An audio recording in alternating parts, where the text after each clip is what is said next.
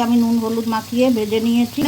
জিরে ফোড়ন দিয়ে সর্ষের তেলে আলু পটলটাকে ভেজে নিচ্ছি। নুন হলুদ দিচ্ছি, আদা বাটা, লঙ্কা বাটা, জল দিচ্ছি, কাশ্মীরি লঙ্কার গুঁড়ো। এবার ভালো করে কষে নেব। আমি আগেই দিয়ে দিয়েছি আলু পটল ভাজার সময়। চেরা কাঁচা লঙ্কা দিচ্ছি, জল দেব।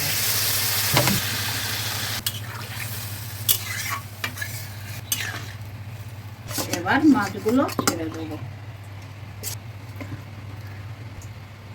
ভাজা মশলা গুঁড়ো করে রাখা আছে, ধনে জিরে তেজপাতা, এটা দিয়ে দিচ্ছি।